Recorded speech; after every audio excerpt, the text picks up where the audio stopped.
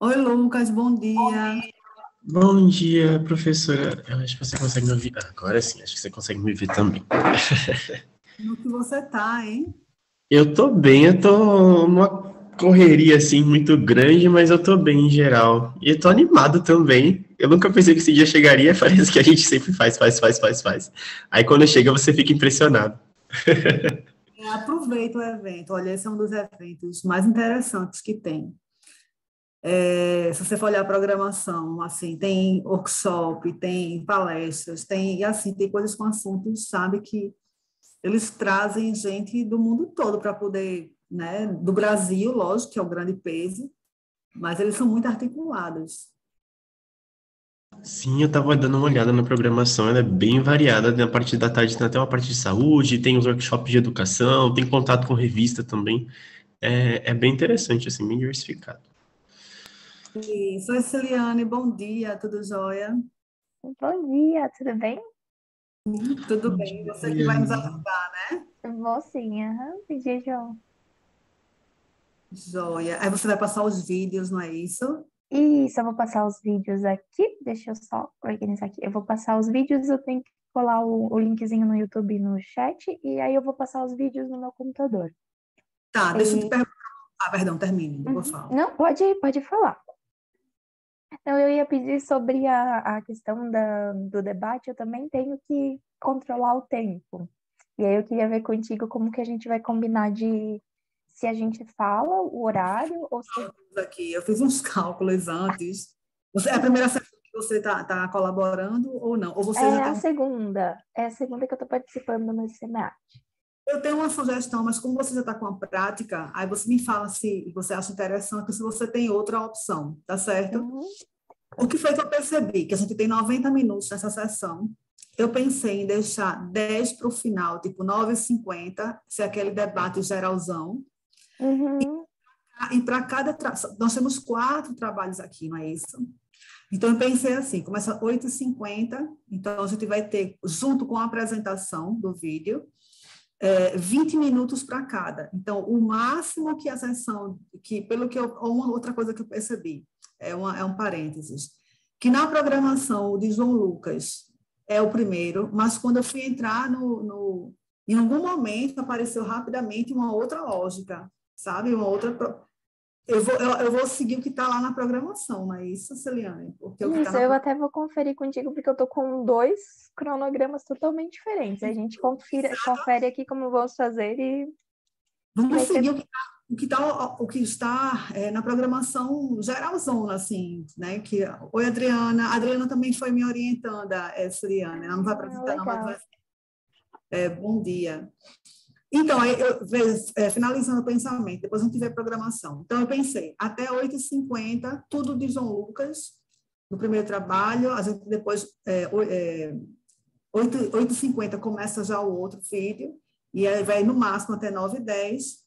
Depois disso, mais 20 minutos para esse daí, então 9h30 já começa o terceiro, e 9, quer dizer, não começa, termina, que é término. Uhum, Então, 8h50 termina o primeiro e começa o segundo, depois 9h10 termina o segundo e começa o terceiro, 9h30, entende? Aqui eu tenho tipo sim. de 20 minutos, eu não sei se você tem outra sugestão. E aí, 9h50 termina tudo para que a gente tenha um debate geralzão. O que Uhum. você acha? Nas outras, eles estão indicando pra gente, na outra sessão eu consegui fazer porque tinha só os apresentadores e não teve muitas perguntas. Eles respondiam muito rápido as perguntas que eu fazia, então a indicação é o 8 minutos da apresentação mais 8 minutos de debate. E aí, se a pessoa passa o vídeo tem 10 minutos, a gente tira esses 10 minutos do debate. Mas eu acho interessante a gente fazer nesse cálculo que você faz, que aí fica esses 10 minutos do fechamento final, é bem tranquilo, é bem rapidinho, né? Porque não tem muito. Se não tiver muito, aquela história, a gente não vai, vamos supor que no de João Lucas não tenha muito debate, um exemplo, né, que é o primeiro. Uhum, Aí a gente fecha, digo, então, Celena, vamos começar o segundo vídeo, né? uhum, A gente não vai ficar segurando o tempo, e de repente é o momento que as outras pessoas vão entrando, e o debate em geral até pode ser com mais tempo, porque se a gente terminar 11h 9h50, o último, a gente vai ter mais uhum. tempo lá, geral. Mas, claro, eu acho que é mais para poder segurar o limite, né? Se você quiser, eu novamente te falo aqui os horários que tem colocado como limite. Tu podes me passar? Posso. Oi, Rochelle, bom dia. Bom dia, Rochelle. Bom dia, Adriana. Eu não falei bom dia para você, desculpa. Bom dia. Vamos lá, o primeiro, né, vai de 8h30 às 8h50 no máximo. Uhum.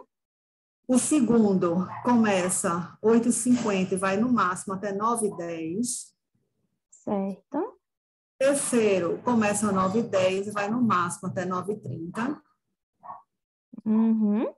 Quarto começa às 9h30 e vai no máximo até 9h50. Aí de 9h50 às 10 horas a gente faz o fechamento geral. Só que isso assim, é o limite, né, Celiane? É o limite. A gente pode começar antes, como a gente já combinou. Tá bom assim para Com você? certeza. Tá ótimo, perfeito. Vai ser perfeito assim. Deixa eu só pedir sobre as plaquinhas do tempo. A gente já combina agora. É melhor eu falar, porque quando a gente fala, acaba interrompendo o pensamento da pessoa. A gente tem a plaquinha que eu posso jogar como aparece no plano de fundo, sabe? Se eu compartilho a tela, ela aparece os 3 minutos. Deixa eu perguntar a eles, né? Lucas e Rochelle, vocês vão apresentar. Então, a gente tem os limites aqui de debate. Quer dizer, vão apresentar no sentido assim, vai ter o vídeo e depois é a conversa, né? Vocês acham melhor ela mostrar o tempo ou ela abrir o microfone e dar o limite para a gente? Ou tanto faz? Tanto faz. Para mim também. Qualquer uma das duas formas é suficiente. Eliane, tu tem como fazer um exemplo aí, aquele que só mostra o tempo, para poder a gente ver, que eu acho que funciona bem, né? Eu vou só abrir aqui, eu achei que eu tinha aberto certo e não abri, desculpa, só. Mas eu acho que essa sua ideia aí do tempo, de mostrar o tempo visualmente, já atende a gente, né? Porque às vezes você é tão apagado, de repente entrar, assim, o pessoal tem um debate bem, como você falou, bem profundo, e aí a gente para e... É que às vezes a gente está bem na hora do que a gente está formando, seria mostrar essa tela. E aí a gente para. Perfeito. É só uma intermissãozinha. E aí depois tem a tela do você terminou o tempo também. Mas eu acredito que até 3 minutos a gente já consegue. Já vou mostrar como é a final aqui. Você já abriu o vídeo de João, da Torre Fácil? Já tá todos eles fáceis, Já deixei todos prontinhos para ver se não tinha algum problema. Essa daqui acabou o tempo. Então, Muito bom. Mais fácil, né? O que mais que você quer revisar? Nós temos 3 minutinhos para revisar tudo. Eu acredito que essa só era a questão do tempo mesmo e como ia fazer a condução. Se algum autor tiver dúvida do trabalho do colega, também pode fazer perguntas tranquilamente, né? Na outra sessão aconteceu assim, foi bem tranquilo. Isso, eu vou incentivar todos que estão aqui, tá? Por enquanto, né? Inclusive vocês, tá certo? Sim. Que vocês realmente participarem, porque é um momento muito rico para quem está apresentando, né? Não sei, Rochelle, mas João Lucas, eu acho que é o primeiro de um congresso assim, de esporte, né? Ele é graduando e acho que é interessante a gente tentar contribuir o máximo assim, com esse trabalho. O importante, né? Eu sei que às vezes a gente tem algumas sessões que o debate deixa o apresentador nervoso, e aqui não é esse propósito, tá certo? Eu quero que Rochelle não me conhece, mas os demais, e também Celiane também não me conhece, mas a condução vai ser com muito respeito ao trabalho de vocês e as indicações que a gente todos, né, que puderem contribuir, como sugestões. Então, para que vocês olhem, né, para o artigo de uma outra forma e que conversem com os outros autores, porque às vezes a nossa visão pode estar correta, mas também pode estar equivocado, né? Então, é muito mais para poder a gente refletir, né? Que o trabalho, depois que termina, entre aspas, ele tem muito que prosperar ainda, né? tem muito que ser melhorado, qualquer um deles. Então, é nesse clima que a gente vai ter essa sessão, uma sessão tranquila, harmônica e com muito respeito a todos os autores, tá certo? Então, relaxem, não, eu estou vendo aí que tem gente nervosa, relaxem para poder a gente ter um bom momento. Então, Celiane, se você quiser, eu desejo assim uma boa apresentação, uma boa sessão. Eu vou apresentar os títulos, né, que eu sou a mediadora e Celiane é a debatedora, é a assistente aqui. Então, o primeiro, pela ordem da programação, que tem duas programações, né, Celiane, mas a programação que está no site, é o trabalho intitulado Capacidades Dinâmicas e Empreendedorismo Internacional no Parque Tecnológico de Pernambuco, Análise de Empresas do Porto Digital. Então, de autoria de João Lucas Vieira Silva e Acra Vasconcelos Pereira, que sou eu, e nós somos da Universidade Federal de Pernambuco. Então, Celiane, fique à vontade para poder apresentar o vídeo.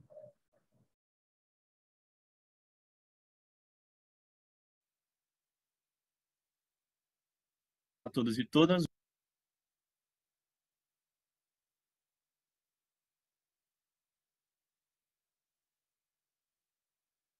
Desculpe, gente, vocês estão conseguindo ver a tela do YouTube? Está paralisada, né, aqui para mim. Sim, sim, tá Tá. pausado, mas a gente consegue ver e eu também. Obrigada. O meu nome é João Lucas e, em conjunto com a professora Iacra Vasconcelos, nós escrevemos um artigo intitulado Capacidades Dinâmicas e Empreendedorismo Internacional no Parque Tecnológico de Pernambuco, Análises de Empresas do Porto Digital. Bom, a priori, a globalização ela influenciou a abertura dos mercados internacionais e permitiu uma maior integração econômica. E aí, justamente nesse contexto, Friedman, lá em 1999, vai defender que o capital e a tecnologia começam a ser projetados para além das fronteiras nacionais. E aí eles permitem que essas multinacionais comecem a ampliar as operações em diversos países.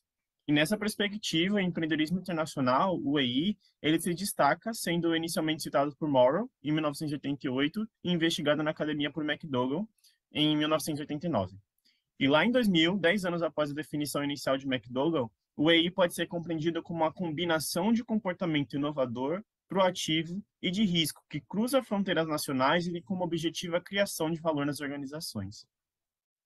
E aí, nesse processo de internacionalização, para que os empreendedores atuem em um ambiente complexo, as capacidades dinâmicas auxiliam as organizações por meio da reconfiguração, integração de competências, garantindo a vantagem competitiva para atuar e executar essas atividades empresariais. Então, nessa pesquisa, esse presente estudo ele visa contribuir com o desenvolvimento do campo do conhecimento da administração, ao relacionar o EI e as capacidades dinâmicas em organizações da área de tecnologia, especificamente do Porto Digital. E aí hoje o Porto Digital é um dos maiores parques tecnológicos do Brasil e concentra empreendedores que buscam diferenciação por meio da tecnologia e inovação no mercado doméstico e global. Bom, o nosso referencial teórico. A definição inicial proposta lá por Tice, Pisano e Schuen, em 1997, diz que a capacidade dinâmica é definida como a habilidade da firma em integrar, construir e reconfigurar competências externas e internas em ambiente de mudança rápida. Em 2014, Tice argumenta que as capacidades dinâmicas, entrelaçadas com estratégias de internacionalização, são basilares para que se haja uma vantagem competitiva. E aí, nesse mesmo contexto, quando a gente analisa o fenômeno em um quesito de uma perspectiva global, o empreendedorismo internacional ganha uma relevância no campo acadêmico a auxiliar na compreensão do processo de internacionalização. Zari e Jordan, em 2002, concebem o EI a partir de uma perspectiva processual, de descobrimento, identificação e como um processo de descoberta criativa. Já McGill, em 2006, também identifica o empreendedorismo internacional como um processo, mas ela agrega muito mais na ótica de Dimitratos e Plokyanak, em 2003, ao destacar que o comportamento do empreendedor no conceito do empreendedorismo internacional como crucial para o resultado empresarial, contemplando uma gestão corajosa, no qual o engajamento do indivíduo inovador, proativo e um comportamento favorável a enfrentar o risco, justamente vai colaborar para esse processo de internacionalização.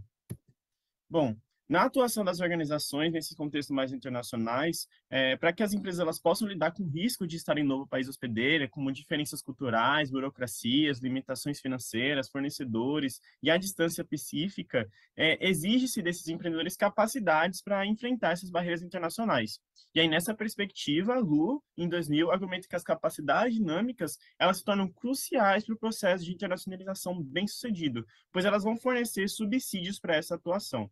Então, em ambientes como parques tecnológicos, que abarcam das mais variadas organizações inovativas que buscam garantir a vantagem competitiva e a sustentabilidade da organização, elas podem ser diretamente beneficiadas com pesquisas desenvolvidas sobre o EI e as capacidades dinâmicas.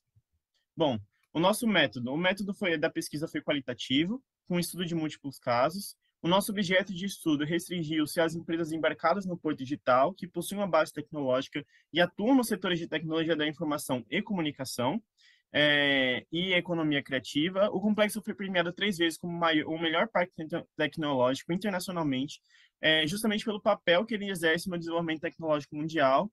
E aí, no que tange à escolha dos participantes do estudo, como critério foi considerado o acesso dos indivíduos e as informações relevantes para que eles possam contribuir com os dados e a identificação de ações estratégicas realizadas no empreendimento. Então, desde pessoas que ocupam o cargo de C-Level, como também pessoas que ali têm influência na concepção de estratégias de internacionalização. E aí, para a obtenção desses dados, a gente utilizou a plataforma Google Meet para realizar 2 entrevistas e o Google Form para a obtenção de mais 2 respostas. E aí, nesse primeiro quadro, a gente traz tanto a empresa, o ano de fundação e a quantidade de funcionários principais mercados atendidos. E a gente destaca a empresa A, B com o maior número de mercados e a empresa D com o maior número de funcionários. Bom, a gente também utilizou material secundário dentro de jornais mais regionais e internacionais, dos quais textos analisados, somente 15 eram textos válidos para contribuir com o estudo. Bom, dentro das informações dos sujeitos entrevistados, a gente traz a empresa A e a empresa D, sendo com pessoas com mais de 15 anos aí de experiência dentro da própria empresa e todos os respondentes, pelo menos ali, com uma graduação e aí grande parte com mestrado. Bom, e os resultados? O primeiro elo entre a capacidade encontrado, né? O primeiro elo encontrado foi a capacidade de estabelecer relacionamentos e a dimensão da adaptação, como fatores importantes para o processo de internacionalização dos empreendimentos, e a relação na forma a qual os empreendedores se relacionam com sua rede de contatos influenciam diretamente na descoberta de oportunidades. Johansson e Valne, lá em 2019, demonstram que essa ausência das redes de contatos pode prejudicar, e ele nomeia essa barreira como uma responsabilidade de outsidership. E aí a gente traz essa primeira relação com um dos respondentes dizendo que foi justamente através dessa rede de contatos que ele consegue explorar mais uma das oportunidades. E aí a gente traz a outra relação encontrada nessas empresas, que foi a propensão de adaptação e a capacidade de aprendizagem das empresas. Então, a literatura vai defender que a aprendizagem ela se torna importante para o processo de adaptação ao processo que o conhecimento vai permitir o empreendimento e acompanhamento das tendências de mercado por meio das normas que garantem o sucesso. E aí, outros resultados que a gente conseguiu encontrar foi que as regulamentações, leis e outros instrumentos legais podem ser tanto amarras como incentivos para internacionalizar as empresas e alcançar a internacionalização em outras nações. E aí, essa também é outra relação que a gente encontrou, com os respondentes dizendo que toda a nossa equipe precisou se adaptar quanto à cultura e ao formato de trabalho dos nossos clientes. Bom, e aí, dentro da nossa conclusão, a presença das capacidades dinâmicas estavam intrinsecamente relacionadas ao surgimento e à solidificação do processo de internacionalização. E aí, esse estudo também vai colaborar com a literatura científica ao identificar o IEI em empresas de um país de economia emergente, que é um gap da literatura. E a gente achou outro gap também existente, foi que, não abordado nos artigos que foram estudados, é que a importância da escolha do país estrangeiro, quanto às amarras criadas no país de origem da empresa, podem ser um critério de sucesso para que as empresas consigam alcançar a internacionalização. E aí, justamente, as redes de relacionamento, elas emergem como imprescindíveis pelos empreendedores, não apenas para romper essas barreiras internacionais, mas para poder explorar o mercado do país hospedeiro. Então, essas foram algumas das nossas referências. Queria agradecer também ao CNPq e ao UFPE pela Bolsa PIBIC, quanto à minha orientadora. Joia, obrigada, né, João Lucas? Bem, gente, vocês perceberam, bom dia quem chegou depois, né, Alan, Lisane, A gente agora vai ter uns minutinhos aí para poder debater um pouco, tentando colaborar e também tirar dúvidas, né, com o Lucas. Lucas, vou primeiro passar a palavra para você. Faltou algo a ser dito, né? Eu sei que tem só aquele trechinho que você gostaria de explanar para o público que está aqui. Então, bom dia, pessoal. Bom dia a todos e todas que estão aqui presentes. É um prazer estar aqui apresentando esse trabalho como um graduando da Universidade Federal de Pernambuco.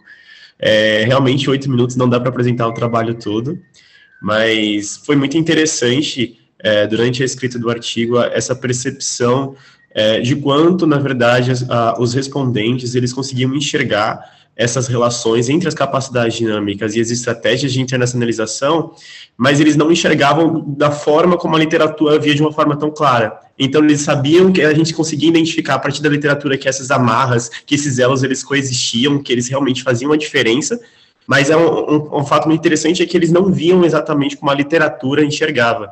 E aí até esse ponto que chega a ser muito interessante, que eles ressaltam, na verdade, né, quando eu faço essa entrevista com eles, é justamente esse fator legal, que é um fator que a gente geralmente o estudo, na verdade, a área, ela não destaca com tanta proeminência nos artigos que a gente foi estudado, justamente sobre as amarras e esses incentivos que são legais diante das empresas que se internacionalizaram. Elas começaram a partir desses incentivos, a internacionalização, e a gente não conseguiu se aprofundar durante essa apresentação, mas é algo muito interessante justamente pelo fator do governo, né, justamente para tanto o governo local quanto do governo do país, na verdade, de destino, ele pode criar ali para criar essa internacionalização e colaborar com a globalização também. Obrigada, Lucas. Bem, agora eu abro, né, para discussão. Vocês querem fazer perguntas, querem indicar melhorias do trabalho de Lucas? Eu vou aproveitar a palavra para, primeiramente, elogiar, parabéns, João Lucas. Nosso trabalho é incrível. Você está na graduação, é um trabalho muito profundo para a graduação, né, pelo que a gente veio acompanhando nesses anos de eventos. Quero te dizer que eu estou com um trabalho bem parecido com o seu, estou começando a desenvolver para fazer no Centro de Inovação aqui. Eu sou de Santa Catarina, na verdade eu faço doutorado na SPM em São Paulo, mas eu sou de Santa Catarina. Em Floripa a gente tem um parque tecnológico também bem pequenininho, mas que também está expandindo, e aí a minha ideia é entender as capacidades dinâmicas geradas dentro desse parque tecnológico, pelas empresas, principalmente startups que não têm uma história para entender como é que vai fazer essa digitalização, essa internacionalização e afins. Então, conversou bastante com o meu tema de interesse. E aí eu quero só te fazer alguns comentários que talvez pode te ajudar melhorando esse trabalho, né? Sempre pensando que não é um trabalho final, que existem vários outros eventos, e talvez daqui a pouco mandar para um journal bacana, para algum lugar legal, já vai, nossa, ajudar muito a comunidade acadêmica. Como você viu, tem pouca coisa sobre o tema, então quanto mais a gente conseguir publicar, melhor. E um tema tão rico quanto o Porto Digital, né? Então, é uma coisa que eles estão utilizando agora, tem alguns autores, depois eu posso até mandar para você, se você mandar depois do seu e-mail, eu te encaminho um material bem bacana que eles utilizam o ecossistema, né? O Porto Digital seria o drive para a internacionalização, então também daria de olhar que essa visão de quais são as barreiras que eles conseguem passar, como você percebeu, e no que isso, tanto o Porto Digital pode ajudar, quanto esses auxílios não são auxílios, né? São fomentos do governo para que aconteça a internacionalização, porque é bom para os dois países, né? Tanto de origem quanto o que vai receber. E aí, uma coisa que você falou, voltando lá para o Valney e Johansson, se não me engano, 2009, que você comentou, né? Eles trouxeram a effectuation para dentro do modelo Uppsala, né? Da internacionalização, quando começa a falar de network e essas amarras, é bastante a visão da Sarasvati, né? Que trouxe o network para a gente aqui, para o empreendedorismo. Então, talvez na hora de dar uma revisada no trabalho, para mandar mais para frente, dá uma olhadinha na teoria effectuation, o que ela poderia fazer se ela pode ajudar em algo dentro das entrevistas que você já fez. Se tem algo que ela pode ajudar, que é que ela tem a versão causation, que você passa por algo já planejado, e a logic effectuation é quando você vai se adaptando ao mercado, né? Então, o que sou, o que eu sei fazer, e quem eu conheço, e aí vem o network. Então, seriam esses os apontamentos, talvez você pode olhar com calma, é só uma ideia de quem está vendo de fora mesmo. E uma coisa muito interessante que você colocou aqui no final, que eu gostei bastante de ouvir, de você que é da graduação que também percebeu, é que a academia e a universidade, a academia e as empresas, às vezes, elas não se conversam. E os empreendedores, eles estão tão no meio do seu dia a dia que a gente tem muita coisa a oferecer para eles que facilitaria e acaba não tendo essa conversa bacana que deveria ter. Então, uma coisa que algumas universidades já estão pedindo, principalmente mestrado e doutorado, né, é a questão de trazer um relatório técnico. Então, com a tua pesquisa, o que você poderia fazer? Então, às vezes seria bacana, mais para frente, você fazer um relatório para divulgar para os empreendedores ali da região. Quais são as principais conexões que eles fazem, como é que acontece a internacionalização e as capacidades dinâmicas envolvidas. Então, e passar para o pessoal da sua pesquisa e para os outros atores também do Porto Digital, seria interessante. E é isso, queria parabenizar mais uma vez um trabalho muito bacana, gostei bastante. Eliane, muito obrigada. Você quer responder alguma coisa, Lucas, para ela? Somente agradecer pelos comentários, eu acho que todos eles são muito válidos. Inclusive, eu anotei aqui para a gente poder fazer essa troca depois, posteriormente. Então, muito, muito obrigado. São pontos muito interessantes a se avaliar, inclusive. E é isso. Antes que eu esqueça de falar, só vou mais 2 segundinhos. Tem um evento muito bacana que eu participei mandando o projeto desse artigo que eu estou fazendo, que é as capacidades dinâmicas. Vou mandar para você. É um evento Rethinking Cluster. Ele acontece na Itália, mas ele é híbrido.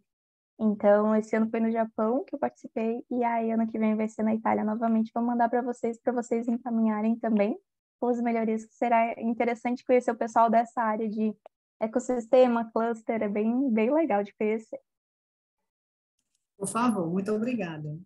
Gente, mais alguma contribuição ao trabalho de Lucas? Alguma pergunta?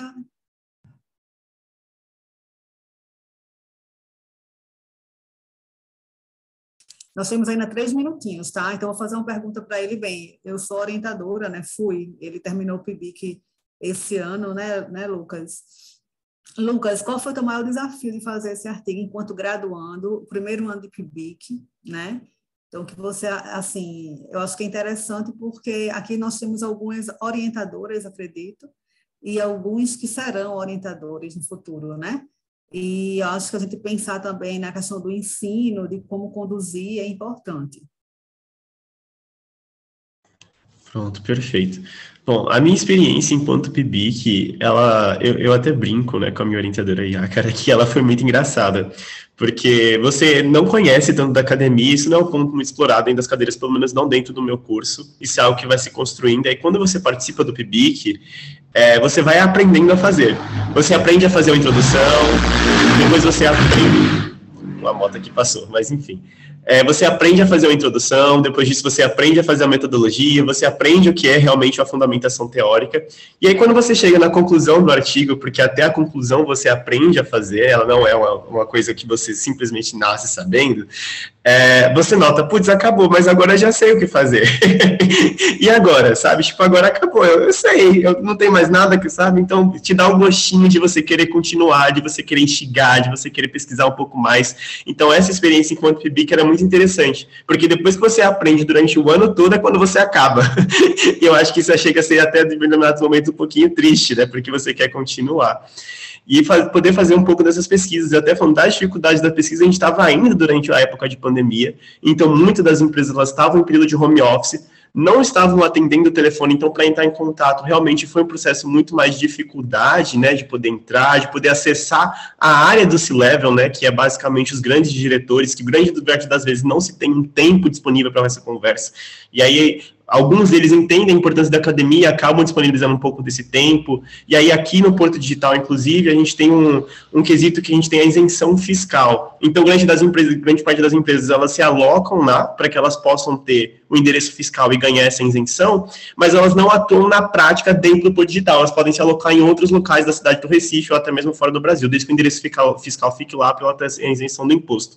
Então, até isso se foi uma dificuldade, porque muitas vezes a empresa era do Porto Digital, mas não estava no Porto Digital, e aí esse contato era um pouco mais de dificuldade. Então, acho que esses foram os dois pontos, assim, que talvez tenham dado um pouco mais desse desafio mesmo para a gente poder conseguir concluir, né? E aí, quanto à experiência BB, que foi o que eu falei para vocês, o gostinho de quero mais quando a gente termina. Maravilha, Lucas. Então, obrigada.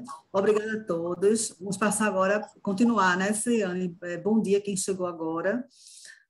O próximo trabalho, não se preocupe, porque se alguém tiver alguma dúvida ou quiser ainda contribuir, nós teremos 10 minutinhos no final, tá certo? Então, o próximo trabalho a ser apresentado é a natureza jurídica das incubadoras de empresas como diferencial de resultado, estudo sobre as incubadoras de base tecnológica de Manaus. A gente tem a Rochelle Monteiro Brito, de Viçosa, Universidade Federal de Viçosa, Alan Ferreira de Freitas, também na Universidade de Viçosa. Para que vocês entendam, a gente está dividindo o tempo de 20 em 20 minutos, contando com o vídeo, tá certo? Então, significa dizer que esse debate, junto com a apresentação dessa segunda turma, né, do segundo artigo, tem que terminar até as 9h10, tá certo? Pois não, Silene, fica à vontade para poder passar o vídeo.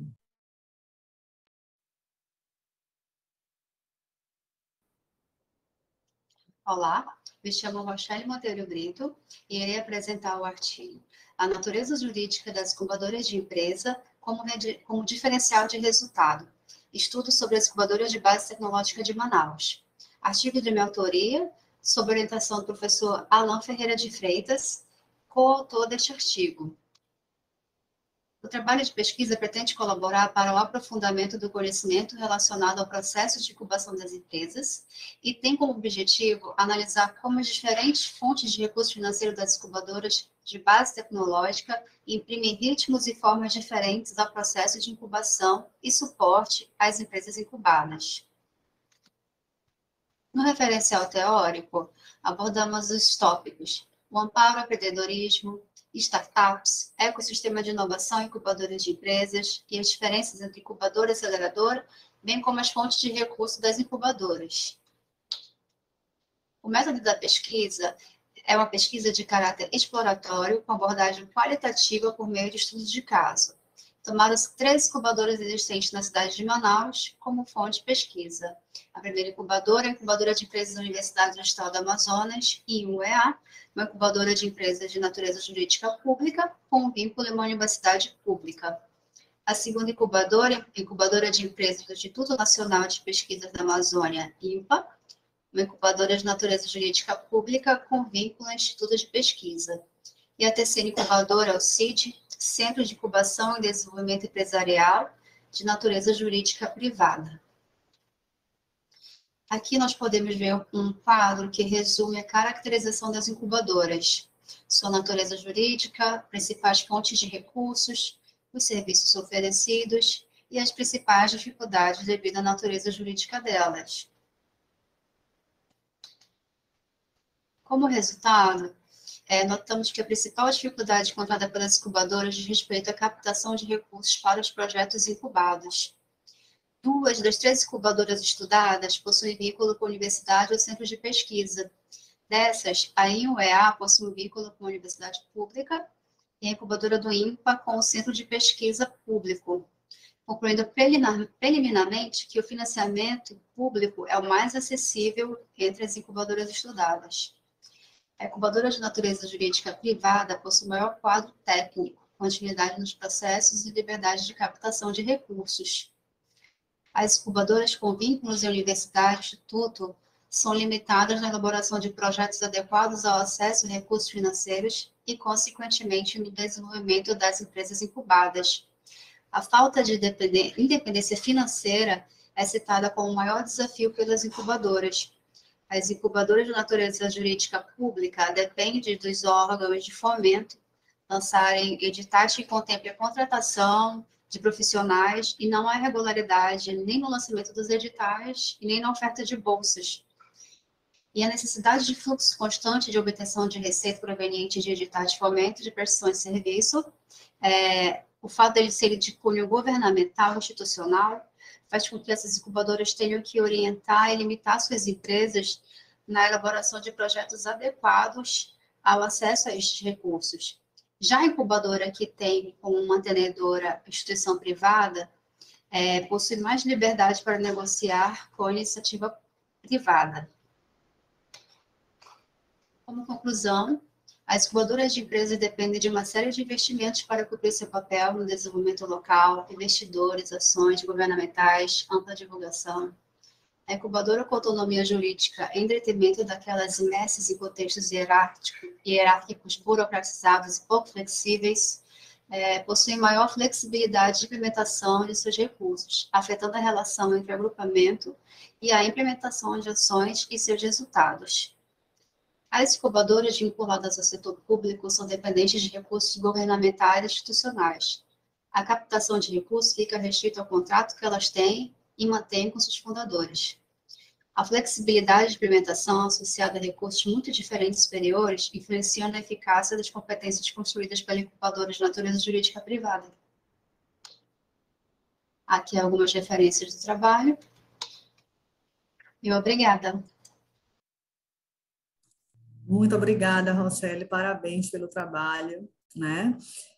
Bom dia novamente a quem chegou depois. Meu nome é Iácara e eu junto com Celiane estamos aqui tentando colaborar com essa sessão, tá certo? Então, nós temos até às 9h10 para debater o trabalho de Rochelle e também tem outra autoria, né? Deixa eu só dar uma olhadinha aqui. O professor Alain. Eu vou abrir para vocês, para debate, fiquem à vontade para contribuir. Eu vou começar também, que eu já vou engatilhando e depois o pessoal pode ir continuando aqui. Rochelle, primeiramente, parabéns para você, um trabalho muito bom, incrível, gostei de ler também.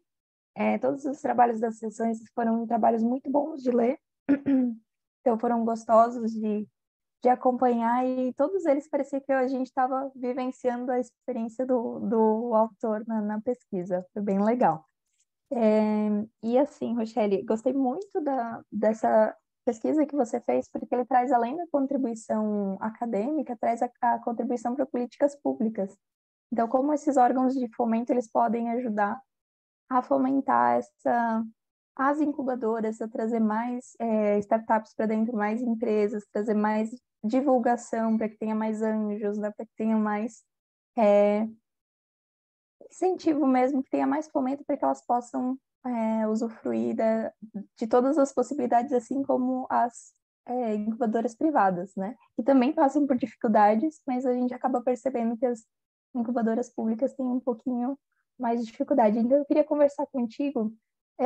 Você, como pesquisadora, percebeu essa questão das diferenças e trazer para esse lado de políticas públicas. Tu gostaria de falar alguma coisa sobre o que você percebeu nesse caminho que poderia ser feito pelas entidades de fomento para atrair mais dinheiro ou mais recursos, né? Automaticamente são mais dinheiro. Bom, primeiramente, bom dia a todos. Eu sou a mestranda da Universidade Federal de Viçosa, porém é uma parceria com a Universidade do Estado do Amazonas, por isso que o trabalho ele é sobre as incubadoras aqui de Manaus. Dentre as incubadoras estudadas, uma era de natureza jurídica privada, as restantes eram de natureza jurídica pública. Então, essas incubadoras de natureza jurídica pública, elas dependem quase que 100% de editais de fomento, e é bem limitado aqui em Manaus essa questão. Então, eu creio que se houvessem mais políticas públicas, mais incentivo pelo próprio governo, seria bem mais produção no quesito de incubadoras, porque os editais são limitados, nem todo ano sai edital para as incubadoras, e então, quando sai é bem concorrido e pode participar tanto as particulares quanto as públicas. Então, é meio que uma desvantagem para as incubadoras públicas também.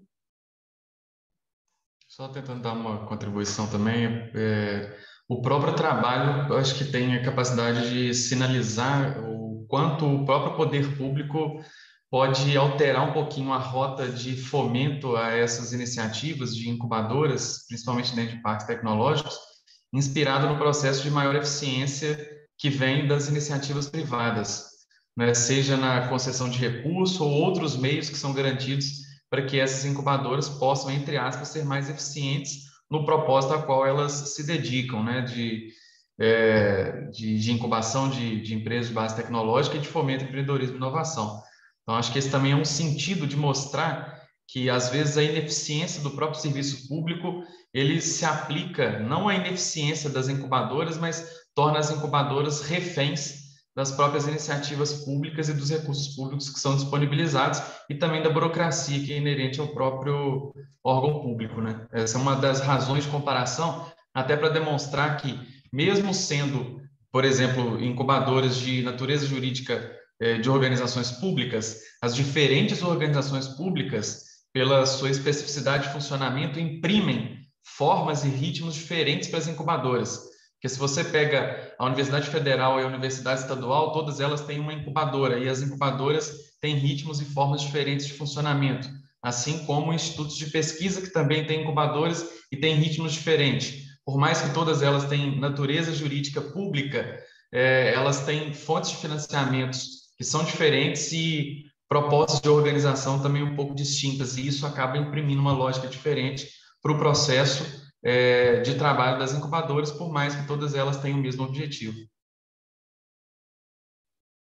Muito bom. E como a gente comentou antes, né, desse resumo gerencial que algumas universidades estão pedindo após os trabalhos, você poderia pensar também, Rochelle, em fazer um resumo gerencial e mandar para essas empresas de fomento, né? Já que conseguiu captar, seria interessante para até chamar atenção, né? Porque precisa partir de um órgão um pouco maior, né? Não é só das empresas. Então, talvez fazendo esse relatório, consiga chamar um pouco mais atenção, porque vai ser favorável para os dois lados, né? Então, era isso. Muito obrigada, viu?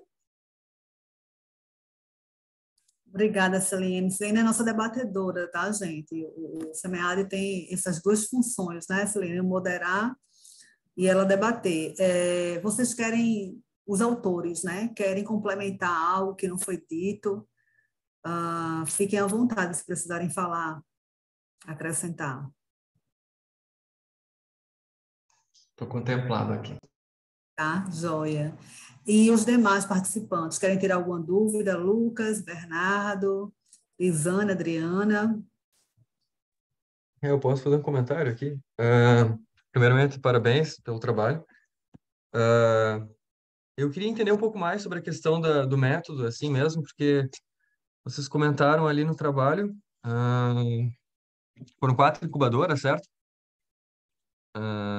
Eu queria entender isso que vocês comentaram sobre, por exemplo, terem enviado por e-mail, que é um questionário semi-estruturado. Eu queria entender como é que foi isso, se foi entrevista, se foi questionário, o roteiro vocês mandaram antes, né? Eu queria entender um pouco isso, porque questionário, para mim, pelo menos, é mais quantitativo e se refere mais a um questionário fechado, assim mesmo. Então, se foi um roteiro, vocês mandaram esse roteiro antes, ou se foi quantitativo, qualitativo, isso não ficou tão claro para mim a respeito do método, assim. O Rochelle pode explicar melhor, mas foi enviado questionário para solicitação de informações qualitativas, mas as incubadoras têm bancos de dados sobre o seu histórico, o seu método, a sua metodologia. Nós procuramos saber um pouquinho por meio do questionário exatamente esses elementos, mas também captar documentos e outros dados quantitativos relacionados à atividade das incubadoras. Complementar, Rochelle?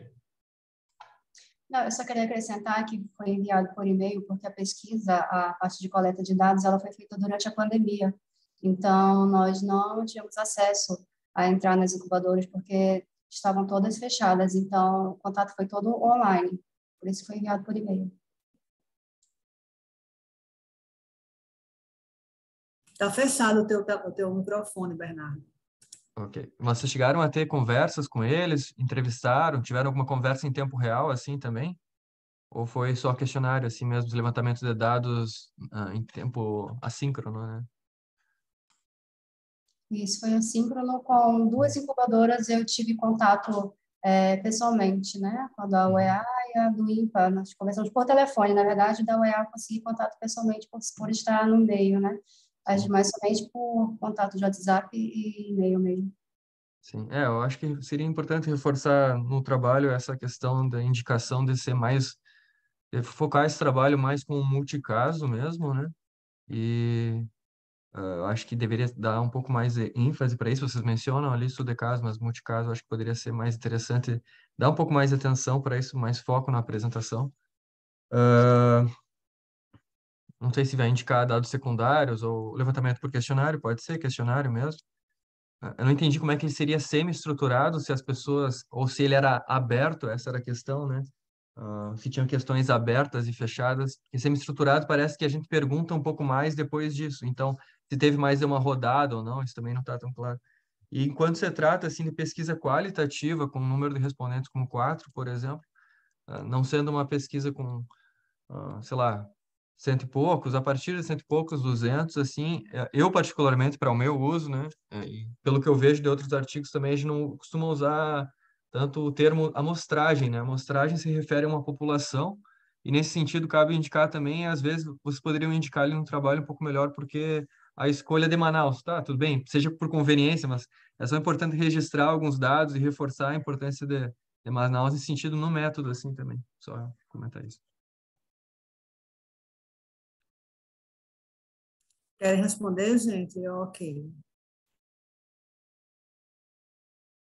Eu concordo, acho que existe uma limitação metodológica no trabalho, certamente devido a inúmeras questões, mas todas as suas considerações são extremamente pertinentes. E a gente agradece.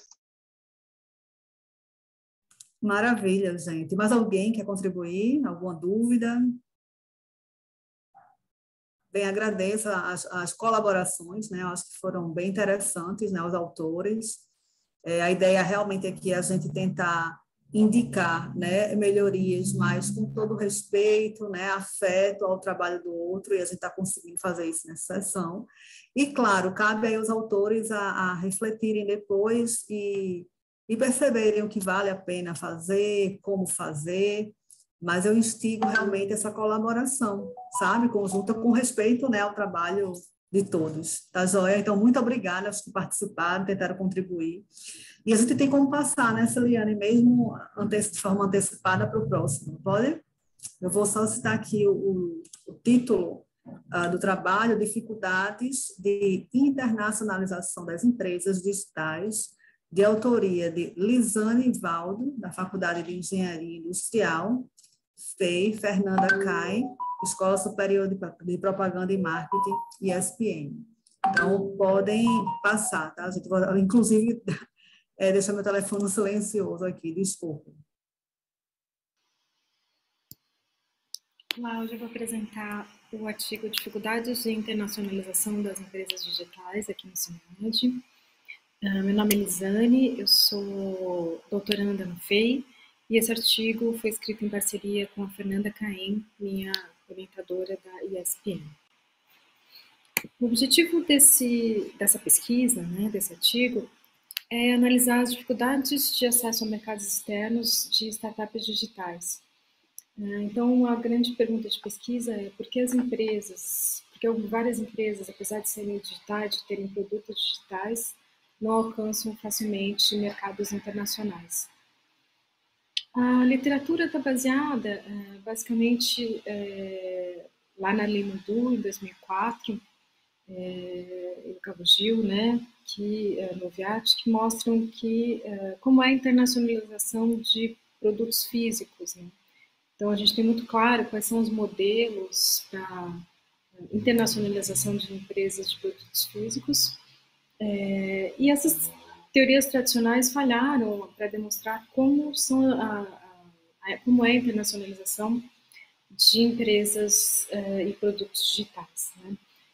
A gente tem um pouquinho de literatura falando sobre isso, principalmente o Altio, que está listado aí, que é um autor que fala um pouco das facilidades dessas empresas em atingirem mercados internacionais, mas ainda existe um gap na literatura sobre as dificuldades. Então, se é tão fácil para essas empresas digitais estarem presentes internacionalmente, né, por que nem todas alcançam esse mercado? Essa que é a grande pergunta de pesquisa.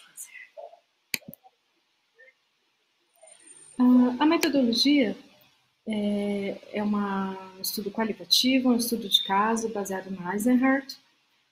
São 6 empresas, estão listadas aqui como A, B, C, D, E e F. A gente procurou empresas nesse trabalho que apresentassem uma diversidade em relação ao país de origem, para que os resultados obtidos pudessem ser mais representativos. Então, a gente tem empresa de origem na Bélgica, no Brasil, Canadá, França, México e Chile, né, para justamente trazer essa diversidade aqui para essa pesquisa, né. Essa empresa, por exemplo, da Bélgica, né, que nós analisamos, ela tem um aplicativo fitness, trabalha na área de saúde. A empresa do Brasil já é uma empresa que trabalha com inteligência artificial, faz análise de risco. Essa empresa do Canadá tem um produto internacional que faz software de rede, trabalha com internet e redes, também tem um aplicativo. A empresa da França faz gestão de ativos industriais, está ligada à área de produção industrial. A empresa E, que tem base no México, é um software de gestão médica, né, para clínicas médicas. E a empresa F é um software de diagnóstico médico para diabéticos, né. Vamos dar uma analisada no que essas empresas estão falando aí para a gente em relação às dificuldades, né, que a gente encontrou. Apesar dessas empresas serem digitais, né, ainda existe uma dificuldade de internacionalização que está baseada na natureza tecnológica dessas empresas, né. Quando você tem empresas que, apesar de serem digitais, são muito diferentes, né. Nós tivemos empresas nessa pesquisa que são de alta tecnologia, né, e empresas, por exemplo, que têm um aplicativo fitness que tem menor complexidade, né, em relação a uma empresa que trabalha com inteligência artificial. Essas empresas de alta tecnologia, elas falaram para a gente que uma da dificuldade que elas têm é a segurança de dados, né, a recente LGPD aqui no Brasil, ou a Lei Geral de Proteção de Dados em outros países, traz uma dificuldade maior para a internacionalização desses produtos. Existe um controle maior sobre os dados de pacientes serem passados de um país para o outro, né? Apesar da tecnologia permitir que isso seja feita, existe uma restrição em relação aos próprios países, né? A grande proposta e conclusão que a gente tirou, né, é que muitas empresas precisam ainda de representações locais, porque o mercado exige, somente para as empresas do modelo B2B de negócios. Então, como os concorrentes têm representantes locais para emitir fatura, por exemplo, né? Então, apesar delas não terem uma restrição do digital poder ser realmente transmitido facilmente pela internet, elas precisam de uma representação local para poder fazer essas vendas junto aos clientes, né? Uma das proposições aí do trabalho, então, as empresas digitais de alta tecnologia estão sujeitas a maiores regulamentações por parte das leis de proteção de dados, né? Então, em relação a isso, as empresas precisam atender internacionalmente a diversos tipos de leis para se adequar a mercados internacionais, e isso é uma dificuldade de internacionalização.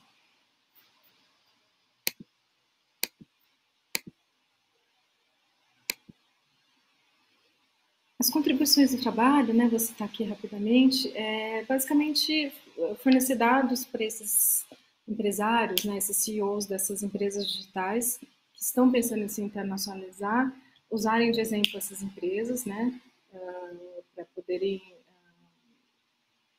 usar esses obstáculos de maneira, interpolar esses obstáculos de maneira mais positiva. E a contribuição teórica é avançar na área de conhecimento, com as dificuldades de internacionalização dessas empresas digitais, que até então são poucos conhecidos. A gente fala muito das facilidades e pouco aí das dificuldades. Acho que é isso. Obrigada.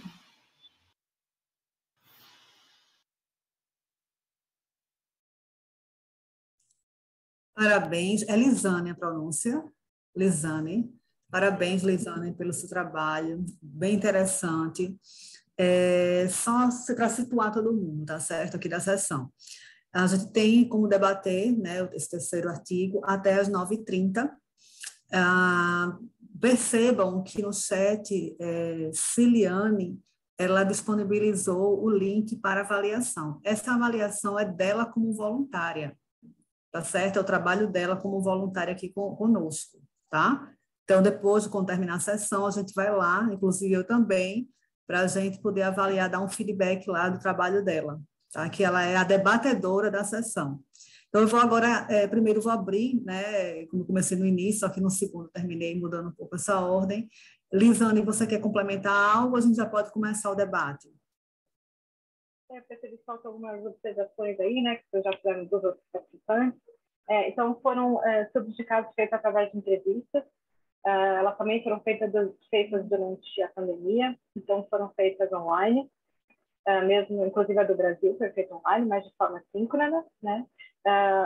Foram semi-estruturadas, no sentido que a gente tem as perguntas de pesquisa, mas conforme o entrevistador ia colocando as coisas, a gente procurava não se repetir ou explorar outros aspectos que ele não tinha ainda comentado, mas deixar ele se colocar de uma maneira mais aberta, né? A gente ia mediando, mas tinha essa abertura para eles se colocarem da maneira que gostariam, né?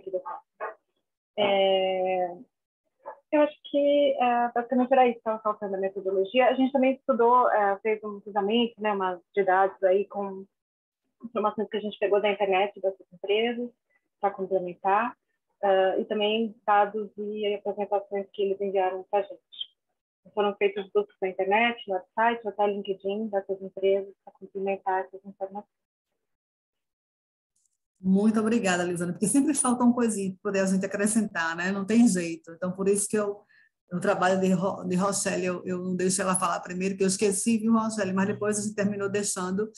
Então, Ciliane, agora você geralmente começa, né? Abre, instiga aí o pessoal a falar, então fica à vontade.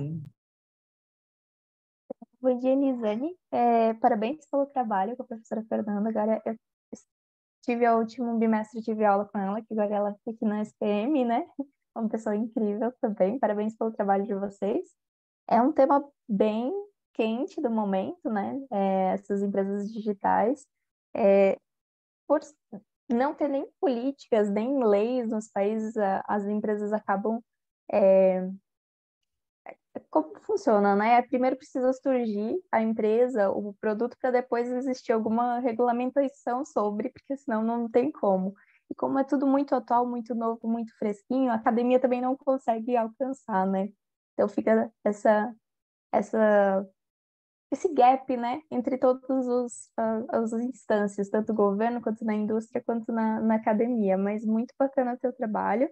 Eu queria conversar contigo e entender como é que foi essa experiência nas entrevistas, que você percebeu quanto ao país, como vocês conseguiram fazer de diversos países, se você notou algum país que é recebedor, né, dessas empresas, se algum deles tem mais facilidade que outros e como foi essa percepção?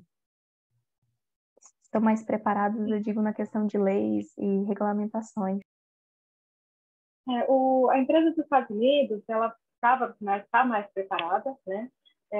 Mas ela tem um pouco mais de experiência também. Então, eu procurei analisar essas informações de uma maneira muito conservadora, né?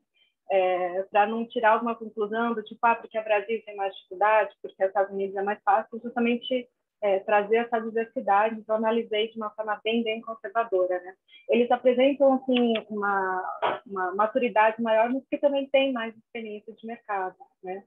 Então, essa variação se reflete, basicamente, a gente considera na experiência, né? Mas é a empresa, por exemplo, que não apresentou dificuldade de obter financiamento, por exemplo, né?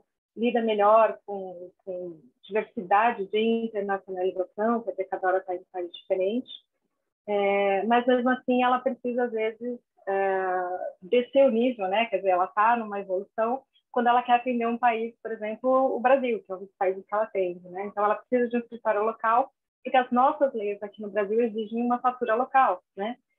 Então, muitas vezes não adianta ela estar num país que é mais acessível e querer vender para um país que não é, ela tem que estar adequada de qualquer forma, né? Então, isso é bem interessante para a gente observar.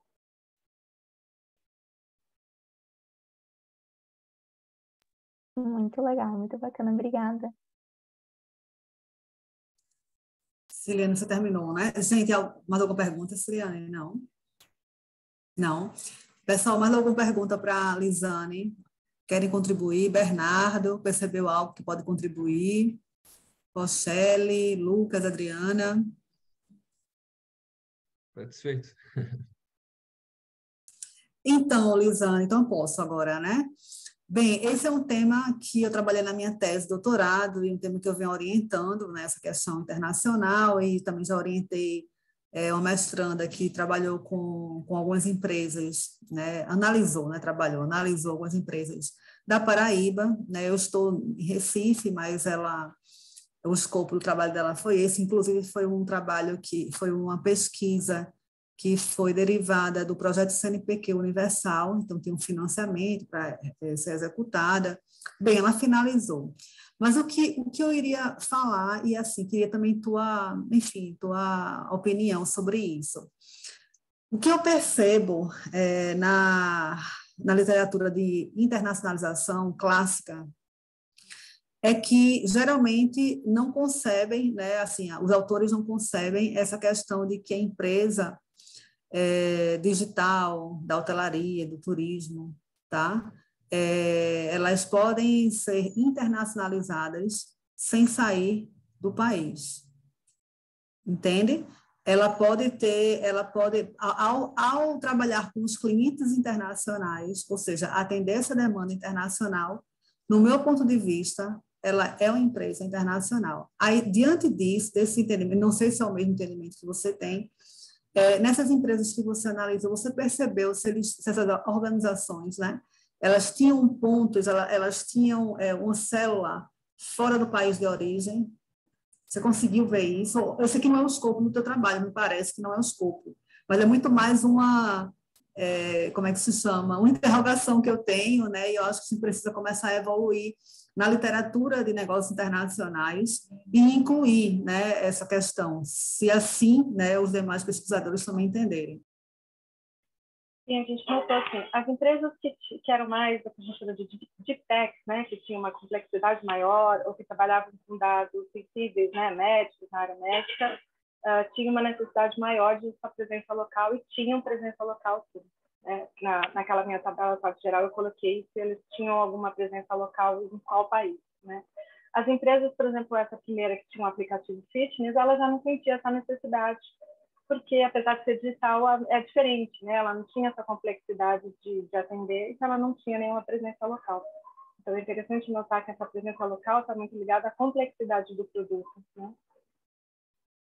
E muitas vezes o mercado, né? Não é o produto que mas é um produto médico, então precisa, por exemplo, estar registrado na Anvisa local de cada país, né? Então, para fazer isso, precisa ter um registro CNPJ em cada país diferente. Também é uma dificuldade dessas empresas internacionalizadas. Você já chegou a submeter esse artigo a alguma revista? Porque no caso de Lucas, a gente também é muito rápido, né, Lucas? A gente já submeteu, mesmo sem receber o feedback. Se for negado, a gente vai melhorar para poder... Você chegou já a submeter ou ainda vai submeter ao periódico? Ainda não, submeti aqui, estou super feliz, fiquei muito contente de ver essa diversidade aqui, né, de regiões do Brasil, sotaques diferentes, muito incrível, estou super contente de ter submetido aqui primeiro. Muito legal a gente ter essa abrangência de pesquisa aqui no Brasil. Sim, o Brasil está presente aqui, né, com seus representantes, né.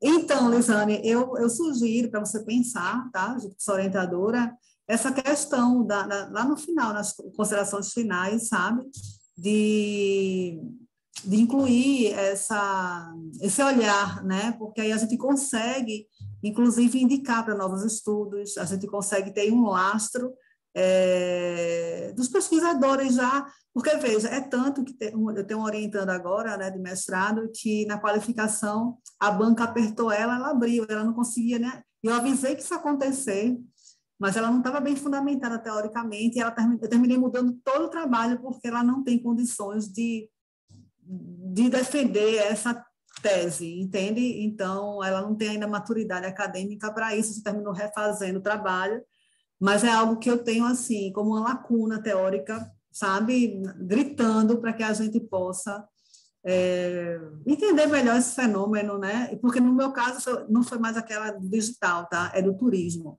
Então, hotéis que trabalham com... A gente tem aqui Porto de Galinhas, né? E a gente, os nossos 2 polos, né, de turismo internacional é Fernando de Noronha e Porto de Galinhas. Então, ou seja, a gente trabalha no mercado internacional fortemente nesses 2 polos. Não tem como dizer que a empresa não é assim, internacionalizada, entende? No meu ponto de vista de serviços, né? Mas, enfim, acho que é um debate bem interessante para a academia, que a gente tem que explorar. Eu parabenizo muito o seu trabalho, enfim, é da sua dissertação de mestrado ou é de disciplinas? Oi? Ela é derivada de quê, seu trabalho? É de dissertação ou de disciplina? De dissertação do mestrado. Você já finalizou, então? Já. Então, parabéns, mestre. Obrigada. Gente, mais alguém quer contribuir? Então, eu vou passar para a próxima, né, Ciliane? Posso? Vamos lá, então. Chegamos ao 4º artigo, né? Desafios e práticas de resourcefulness em startups em estágio de desenvolvimento. Nós temos aqui o Bernardo Soares Fernandes, Roger de Bem, eu acho que assim pronuncia, Aurora e o Tiago, tá? Então, os 3 primeiros era a Universidade Federal do Rio Grande do Sul, e o Tiago já é da School of Management. Ok, então podemos começar a apresentação do... O título do trabalho é Desafios e Práticas de Resourcefulness em Startups em Estágio de Desenvolvimento, cujo objetivo, então, foi analisar as práticas de orquestração para enfrentar desafios relacionados à escassez de recursos em startups em estágio de desenvolvimento e validação do MVP. Para a condução do estudo, então, foi necessário o entendimento do conceito de startup. Atualmente, o conceito mais difundido, ou os conceitos mais difundidos, indicam que ela é uma organização em busca de um modelo de negócio escalável, de receita recorrente e lucrativo. Então, a combinação dos elementos dela tornam a startup um tipo de organização diferenciado.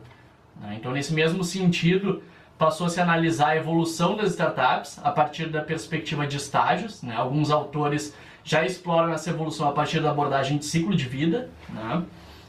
Existem hoje diversos e diferentes modelos de análise de ciclo de vida de startups, sendo um primeiro grupo majoritário de autores que consideram a evolução das startups a partir de marcos de desenvolvimento. Tem um outro grupo que considera essa evolução a partir de rodadas de investimento, e um terceiro grupo majoritário que utiliza modelos híbridos para a compreensão do processo evolutivo das startups. Então, modelos híbridos entre marcos de desenvolvimento e rodadas de investimento. Outro conceito importante, então, foi a compreensão de orquestração de recursos, que embora os recursos eles sejam fontes de vantagem competitiva, apenas possuí-los não garante vantagem competitiva sustentável. Então, para que haja, é necessária a correta utilização desses recursos, o que a gente então pode chamar de orquestração. Então, considerando o processo evolutivo das startups, os desafios a serem superados também tendem a variar ao longo desse processo. Então, devido às características do modelo de negócios de startups, em estágios iniciais, elas costumam ter poucos recursos à sua disposição, o que as leva então a tentar extrair o máximo de suas capacidades. Esse é o cerne do conceito de resourcefulness. Então, no conceito empreendedor, o resourcefulness pode ser definido como um comportamento criativo não tradicional, né, que visa trazer e empregar recursos para gerar e capturar novas ou inesperadas fontes de valor no processo de empreendedorismo. Tá? Em outras palavras, resumidamente, é fazer mais com menos, né, a partir dessa perspectiva. Quanto aos procedimentos metodológicos, o artigo então compreende uma pesquisa qualitativa de cunho exploratório, né? Foram realizadas entrevistas semi-estruturadas ao longo do ano de 2022. No total foram feitas entrevistas com 24 startups, sendo 12 que estavam em estágio de desenvolvimento e 12 no estágio já de vendas, né? Das 24 startups entrevistadas, 12 eram vinculadas ao Parque Tecnológico da PUC, em Porto Alegre, no Rio Grande do Sul, e 12 estavam vinculadas à rede de incubadoras da URGS, também em Porto Alegre, né? As entrevistas todas foram gravadas e transcritas, cujo tempo médio de duração teve 57 minutos. Os dados coletados eles foram analisados utilizando o método de análise de conteúdo, cujas categorias foram definidas a posteriori a partir da análise das respostas individuais, de agrupamentos realizados e de reanálise. Tá? Então, a codificação dos dados foi feita entre desafios, principais recursos, tipos de recursos e práticas de orquestração. Tá? Essa codificação gerou, então, 318 diferentes codificações a partir da análise dos dados coletados. Então, a partir da análise dos dados, a gente desenvolveu e propôs um framework, tá? Que ficou definido como processo de resourcefulness até a viabilidade de produtos. Esse framework ele busca descrever, identificar e analisar as principais práticas de resourcefulness adotadas e utilizadas para vencer os desafios comuns enfrentados pelas startups, né? Então, essas práticas elas foram agrupadas em 3 principais grupos, né? Sendo o primeiro deles grupo de desenvolvimento, né? Como, por exemplo, a proximidade com potenciais clientes, né? A busca por um MVP e o desenvolvimento do MVP. Tá? Práticas relacionadas à equipe, como, por exemplo, buscar formas alternativas de contratação, a manutenção de outras atividades remuneradas. Práticas também relacionadas ao suporte, como, por exemplo, networking, a incubação e a participação e busca por editais públicos, né? Que combinadas então ajudaram a superar os desafios que foram agrupados a partir de 5 principais grupos, sendo o primeiro deles o desafio de desenvolver o MVP eficientemente, o segundo, ter a equipe e conhecimentos necessários, né? Ter recursos relacionais suficientes, ter recursos físicos suficientes e ter recursos financeiros suficientes. Então esses foram os principais desafios que foram superados ou se buscou superá-los a partir dessas principais práticas identificadas, né? Então, outro fator que foi muito importante, foi verificado, é a motivação que retroalimenta esse processo, tá? Em busca da viabilidade de uma solução. Então, as principais conclusões identificadas, né, foram, mesmo sendo analisadas startups de diferentes setores e ambientes de inovação, foi demonstrado e foi observado características e desafios e práticas de resourcefulness comuns, né, que fortaleceu então a viabilidade interna e a validade interna do estudo, né? A pesquisa também aponta as principais práticas de resourcefulness do estágio de desenvolvimento até a geração de uma solução viável, né? Também foi demonstrado que uma ação de resourcefulness ela pode auxiliar na superação de mais de um desafio, né? O fator da motivação também demonstrou que ela afeta e é afetada a partir da superação desses desafios, na busca pela superação desses desafios. Então, a motivação ela foi um fator muito determinante, né, para a superação dos desafios até a busca de uma viabilidade, né? E como contribuição gerencial também no sentido contraintuitivo, né, de uma orientação do rápido desenvolvimento das startups, né? A pesquisa demonstrou a importância de um crescimento equilibrado, né, que é a dedicação, como por exemplo, a dedicação em tempo parcial para as startups, né, ela pode ser fundamental para a manutenção e para a garantia da sobrevivência. Então esses foram os principais achados da pesquisa realizada.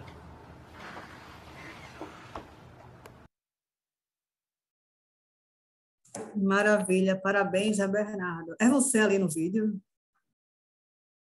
Tá bloqueado. Então, acho que ele está como segundo autor, o Roger, que gravou o vídeo. Quando estava o deadline do CNAD, eu fiquei doente nos últimos dias, eu pedi para ele gravar, ele gravou o vídeo. Eu achei que hoje ia ter a apresentação, achei que o vídeo era só para o pessoal olhar a prévia, assim, não, não sabia Não que ia ser a tem apresentação. problema. Eu digo, será que é? Porque não tem, não é? Não parece com ele. É, de meio diferente, né? Mais bárbaro também. Parabéns pelo trabalho. Eu vou passar a palavra primeiramente. Aliás, primeiro para você. Você quer complementar algo? Não, acho que vamos conversando assim mesmo com as perguntas, né? E é isso. Uhum.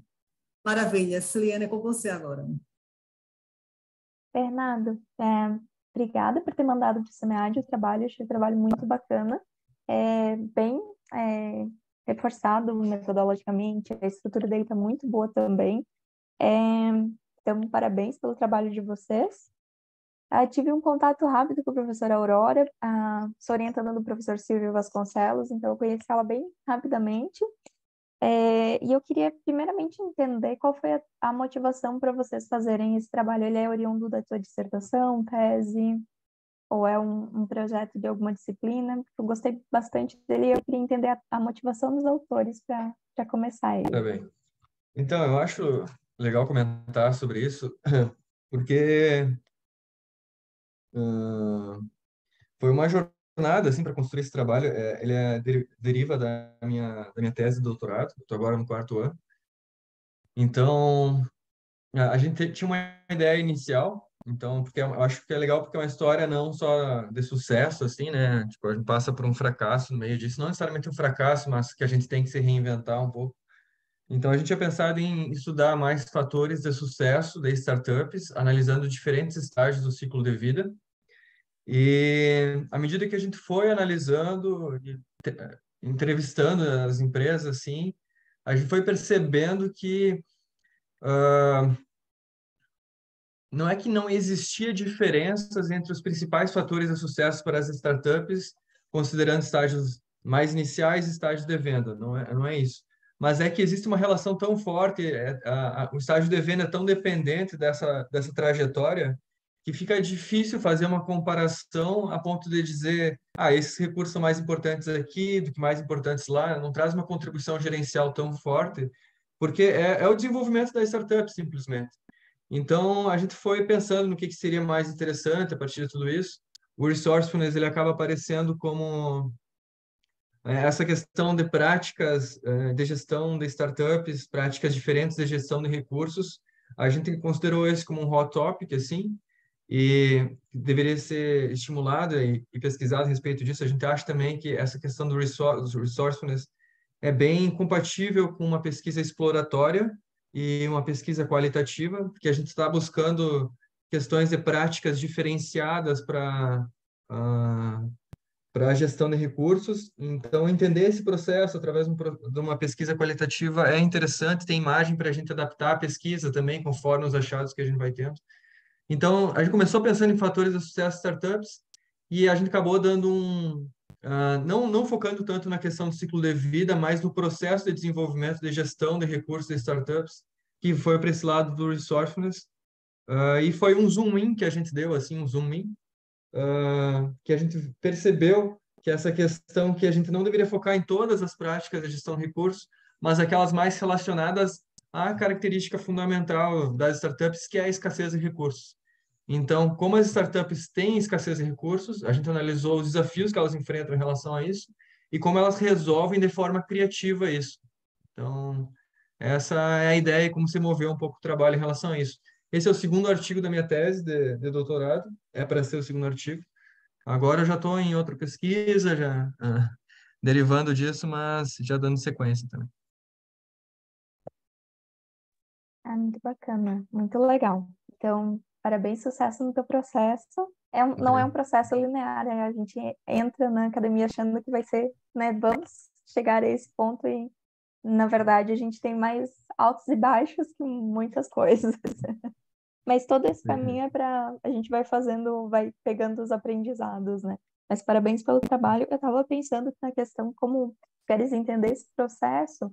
talvez para um trabalho futuro para te pensar, né? É a questão da análise processual. Seja interessante de analisar, talvez fazer um estudo de caso único, pegar um projeto bem bacana e entender mais profundamente fazendo uma análise processual. Acho que a professora Khadija da Unicinos, que é a pessoa que domina esse tema no Brasil, né? Ela, o professor Silvio, está iniciando agora, o professor Iva Garrido também, com análise processual. Talvez seja uma metodologia para ti, um método para ti pensar, talvez, no futuro, nas próximas pesquisas, né? Talvez agora para tese não, mas nos próximos anos, dentro da academia, tu possas pensar que vai ser interessante. E gostei muito do Resourcefulness, não conhecia, e já dei uma pesquisada, achei muito interessante, e para startup ele encaixou perfeitamente, né? Então, gostei muito. Parabéns mais uma vez, obrigado pela tua explicação. Obrigado. Maravilha, Suliane. Gente, alguém mais quer tirar dúvidas, perguntar? Não é porque nós temos aí um doutorando, né, Suliane, falando, que vocês não possam contribuir ou até mesmo tirar dúvidas. Silêncio total, Bernardo. Você assustou todo mundo, viu? No sentido O positivo. Roger explicou muito, faltou os slides do Roger ali, talvez, para ficar Não um se pouco preocupe. mais amigável. Acontece. Vamos lá. Então, eu posso, né? Caso vocês queiram a palavra, vocês abrem o microfone e a gente vai interagindo. Bernardo, deixa eu entender essa curiosidade primeiro, tá? No seu doutorado, a sua tese, ela é daquele modelo que são vários artigos na tese, é isso? Sim, 3 artigos. Esse Isso. modelo, a melhor forma que existe no planeta. E pena que os 2 mestrados que eu faço parte, né, as 2 pós-graduações, não implementaram isso. Isso facilita tanto a vida do sujeito a publicar depois, né? Enfim, mas aqui a gente ainda está nessa luta, sabe, para poder ver se consegue. Então, o primeiro ponto. Eu também nunca tinha lido nada sobre essa base teórica que você utilizou, e eu tenho algumas curiosidades, tá? Estou falando eu trabalho muito com a visão baseada em recursos, né, que já está, enfim, meio que ok, né, que todo mundo já estudou tudo que tem que estudar, capacidades dinâmicas. Então, assim, é uma área, eu sei que são coisas distintas, tá? Eu já percebi que são distintos, mas tem relação, né, Bernardo? Tem relação com essa literatura. Então, a curiosidade, você lembra qual é, assim, o divisor de águas, o início, né, o autor inicial, o ano que ele começou, que ele cunhou esse termo? Não tem que me dizer exatamente, mas pelo menos a década, entende? Porque eu fiquei bem curiosa. É a última década, eu acredito. Resourcefulness é a última década. Resourceful é uma palavra, né, que é engenhoso em inglês.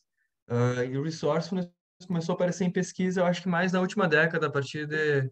Tem trabalhos, eu acho que talvez, que eu lembre, assim, de cabeça, a partir de 2016, alguma coisa assim mesmo, é bem recente. O Zara, né, que publicou mais recentemente e deu um pouco mais de autoridade para o termo também.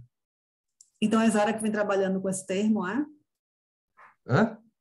Zara vem trabalhando... Ele publicou um Research Agenda, né, nem ele faz, então deu um pouco mais de autoridade, mas só que esse era um termo, o Resourcefulness, veio de... Não é que ele veio, mas ele já era estudado antes em algumas outras áreas, como a psicologia, mais uma parte comportamental e não tanto mais relacionado à inovação necessariamente, mas com essa habilidade de superar desafios, superar escassez de recursos e ter práticas diferenciadas assim mesmo.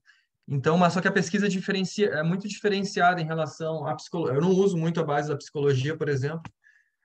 Estou buscando mais usar algo que vem sendo publicado agora mais relacionado à inovação. E sim, o Zara publicou esse Research Agenda aí foi em 2021, eu acho, ou 2020. 2021 foi. Vou te sugerir algo, tá? Você já, né? Vai ser o perita nisso daí, tá?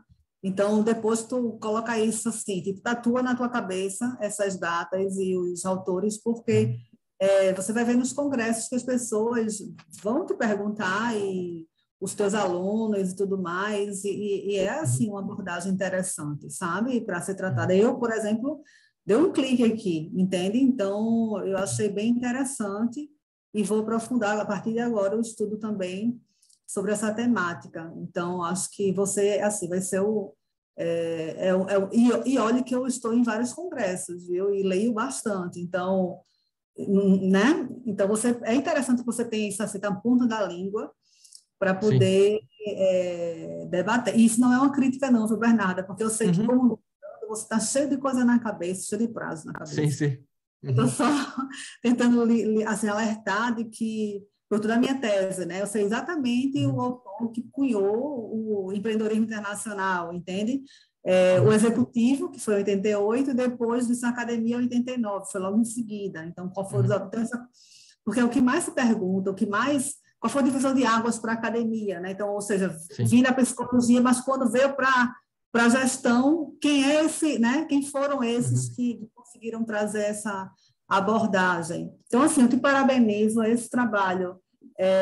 Tem tudo aí para decolar, enfim, traduzir ele para o inglês, submeter para um periódico, né, internacional. Essa questão de você ter analisado 24 organizações é um aspecto na pesquisa qualitativa que vem sendo, né, exigido, tá certo? Ninguém fala sobre isso, mas a gente sabe a dificuldade que o ambiente acadêmico ele vem ainda, né, não sei se isso vai mudar, do positivismo. Isso não é uma crítica, que eu adoro números, adoro pesquisa quantitativa, mas para a gente publicar pesquisa qualitativa está muito difícil, né? Enquanto você tem aí teorias como o pessoal de Uppsala, né, quem é da parte internacional sabe, que é apenas com um caso, com 2 casos, Pettigrew com um caso, fez maior, assim, teve a maior contribuição. Hoje o autor se pega apenas um case e aprofunda,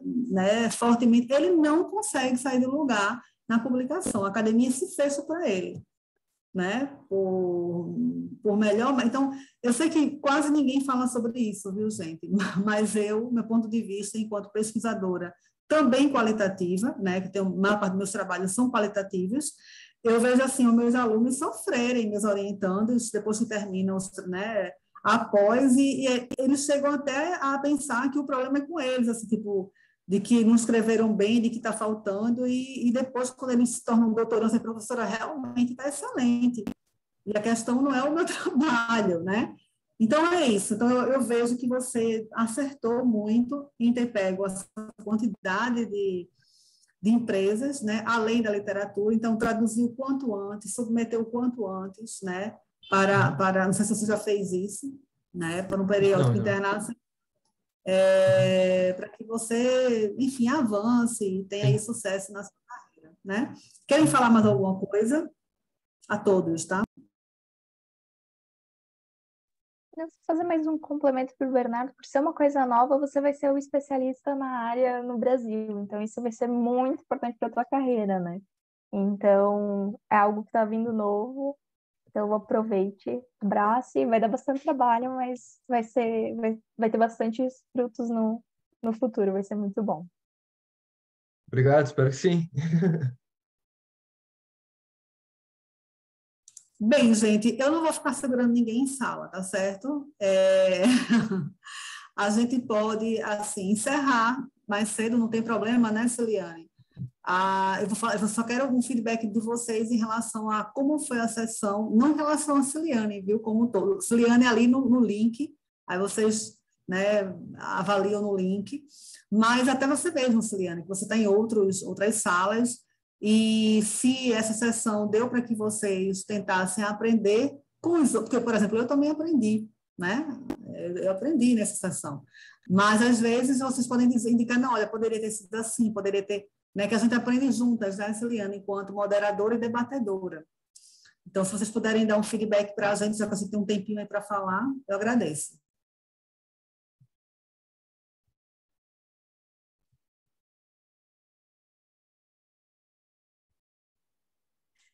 Achei que o Bernardo fosse falar, que ele está com o mic aberto. Eu queria só agradecer a todos os participantes, né? Eu achei bem agradecedor, é o meu primeiro evento de seminário, de apresentação de trabalhos, e eu gostei bastante, eu gostei muito do compartilhamento de informações, de trabalhos que têm uma certa similaridade com temática, né? E é muito interessante ver os diferentes pontos de vista, né, situações de diferentes estados, né, situações do país, de regiões do país. É muito legal mesmo, eu gostei bastante, só queria agradecer a todos. Muito obrigada, Rossélia, pelo feedback. Obrigado pelos comentários, pelo incentivo aí também. E é sempre bom estar no SEMEAD, já segunda vez que participo aqui agora, sempre para mim, atualmente, eu acho que é o melhor congresso, o melhor evento de administração que a gente tem, com os melhores fast tracks também. Então, só parabenizar mesmo e agradecer, e sempre bom estar aqui mesmo, apresentando o SEMEAD. Obrigada, Bernardo. Concordo com você. Eu também tenho um apego ao SEMEAD. Quem mais, gente? Também gostei bastante de participar. Gostei muito de ter pesquisas aí de lugares diferentes do país, como eu falei, né, de conhecer o trabalho de vocês. Então, eu gostei bastante. Estou bastante feliz de ter participado também. Queria agradecer a todos. Obrigada, Lisane. E agora o nosso único graduando da sala, Lucas. Está aí, Lucas? Nossa, está congelado.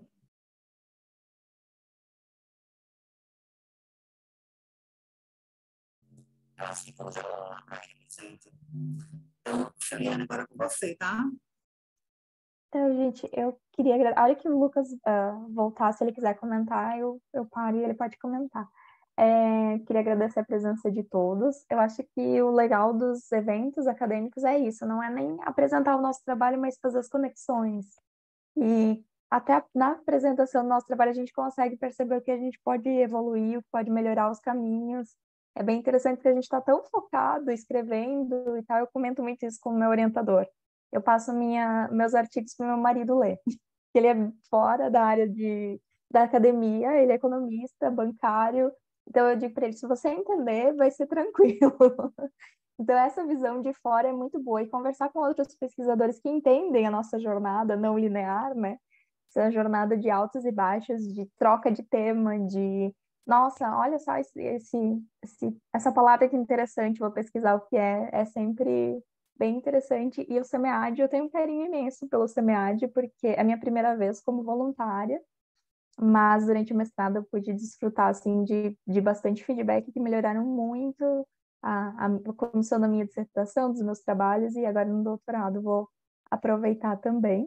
E quero agradecer a participação de todos, foi uma sessão super tranquila. A gente de empreendedorismo é bem tranquila, a gente brinca entre nós, né, que nós somos tranquilos, nós sempre queremos ajudar o próximo, não é as nossas críticas são sempre construtivas, sempre com muito respeito, não é uma questão de ego debatendo com ego.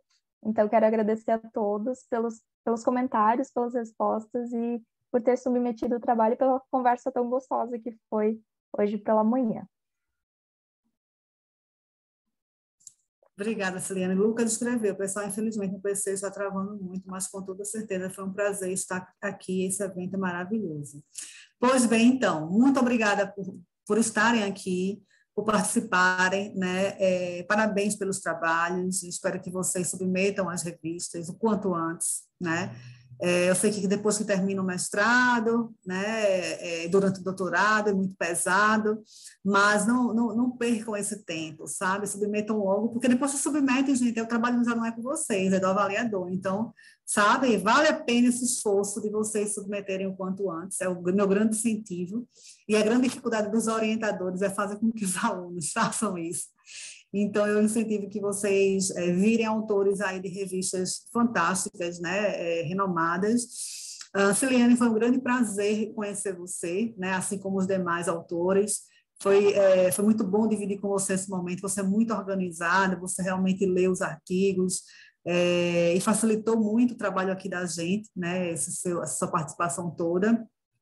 E eu desejo aí, gente, um Feliz Natal antecipado, um feliz ano novo, né? Já que a gente não vai se encontrar mais, possivelmente, e indicar para que vocês não esqueçam de avaliar e também de tentar entrar na sala aí de networking, né, Celiane? Que a gente está instigando bastante para poder trocar ideias e conhecer mais pessoas. Então, tenham um bom dia, um bom final de semana, tá certo? E muita saúde para todos.